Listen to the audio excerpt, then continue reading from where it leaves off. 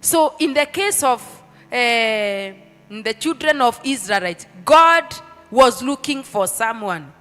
And he saw Moses fit for this purpose. And he akatembelea Moses so that Moses would have an encounter with God. So God will not send anyone. I think I have said this before. God will not just send anyone. That's why he is looking. Kwa nini Egyptians? And to bring them up out of that land into a good and spacious land, a land flowing with milk and honey, the home of the Canaanites, Hittites, Amorites, Perizzites, Hivites, and Jebusites. That is 8.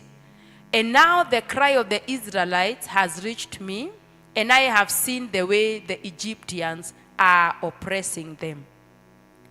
10. So now, go, I am sending you to Pharaoh to bring my people, the Israelites, out of Egypt. So where we have read, we realize that this was the mission of God and not the mission of Moses.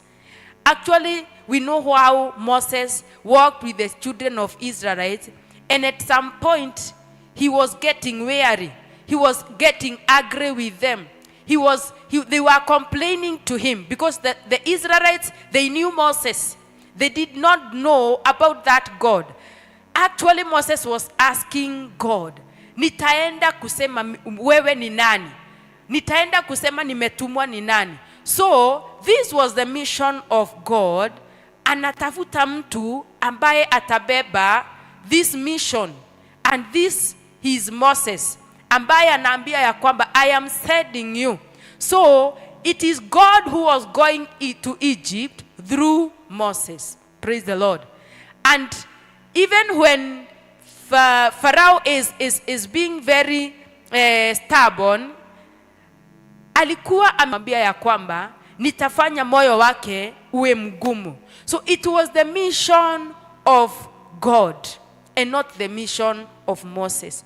Moses came in like a burden bearer. As we have read, we see even the feeling of God.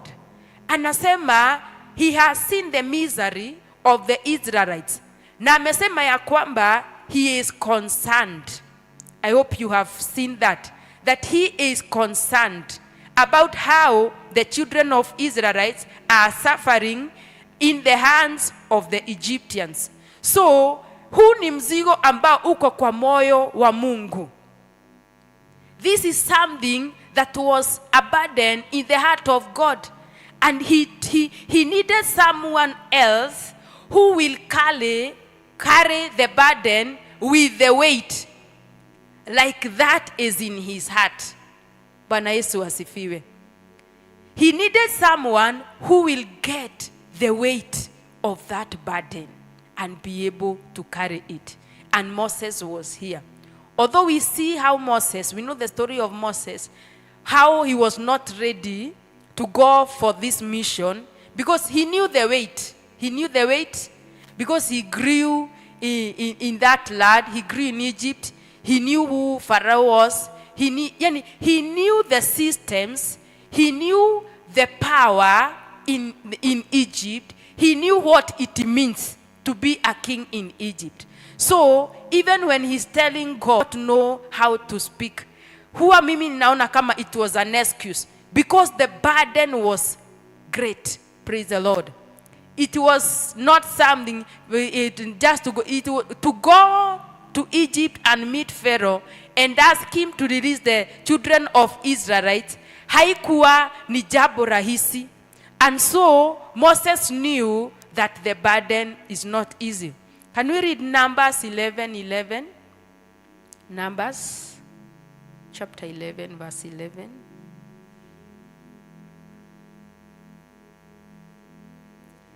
He asked the Lord, "Why have you brought this trouble on your servant? What have I done to displease you that you put the burden of all these people on me?" Can you see that? That Moses is feeling for sure this was a burden to God. And he has placed it upon me. So Moses felt the burden deeply. He felt the burden. And for a servant to carry out the task of the master, he or she must feel the burden, so that you can carry that burden with the weight that it deserves. Moses was not ready to do so, lakini alijipeana. You remember we said that a servant offers himself to the master. Si kwamba akona nguvu, si kwamba akona uweza, but it is an act of offering oneself, one's life to the master.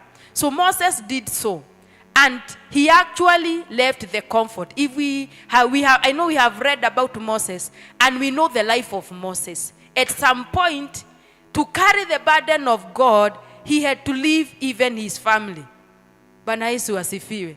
Kuna wakati tunamuona hata akiletewa bibi yake na the father-in-law.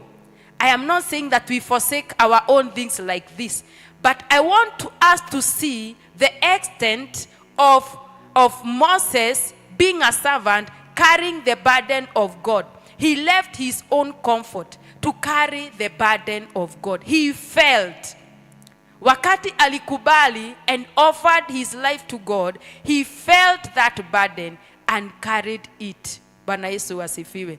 Actually alibeba wana wa Israeli kama ni wake. Mpaka kuna wakati alikasirika, akaambia Mungu, si yeye aliambia Mungu, si yeye aliwauba ama si yeye aliwaza. You remember that phrase where Moses got angry because this burden was not easy to carry. Bwana Yesu asifiwe. But Moses was able to do so. Hata kama akimalizia, tunamuona hata ingia Canaan, Joshua will take over. But I really honor Moses. I salute Moses, because walking with the Israelites, it was not easy. Praise the Lord.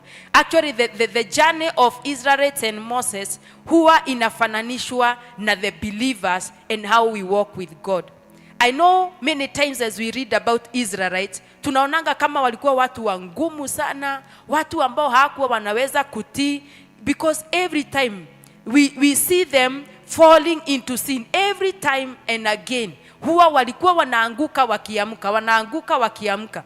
All the books of the prophets, they talk about the Israelites and their sin and how they will be restored. Sometimes you read and you are hoping now they are going to be restored, only to find that wameanguka tena, wameabudu miungu ambayo walikuwa wamekatazwa. But these Israelites reflect the believers. Huwa tunaona kama tuko sawa, lakini huwa hatuko sawa. God bears with us. It is his mercy and love that we are able to walk with our God. Huwa tunaanguka kama the Israel na tunasahau haraka sana.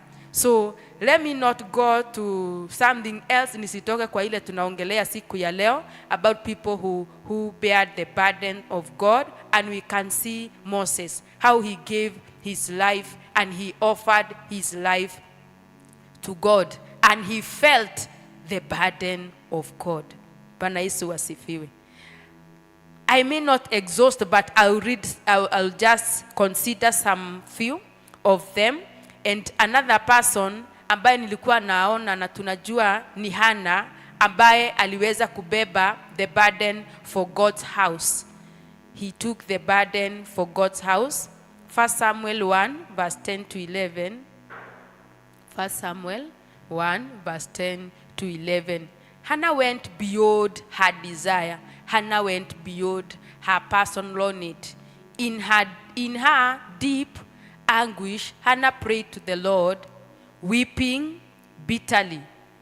Alikuwa nalilia Mungu, and she made a vow, saying, Lord Almighty, if you will only look on your servant's misery and remember me, and not forget your servant, but give her a son, then I will give him to the Lord for all the days of his life, and no razor will ever be used on his hand.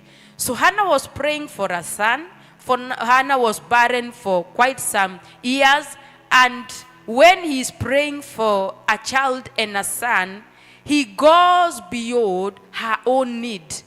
She realizes that there is a burden in the house of God. She sees a gap in the house of God. She sees something to be done for God. And so he gives a vow to God that when you give me a son, she will not only be mine, I will not only feel good to have a son, but I will give him to your house. Bwana Yesu asifiwe. So she took the burden of God. At that moment, there was a need for someone to come over and to be a prophet in Israel. Tunajua what was happening, na sitaongelea sana kuhusu that story. So there was a gap. There was a gap in the house of the Lord. And Hannah was able to see that gap, and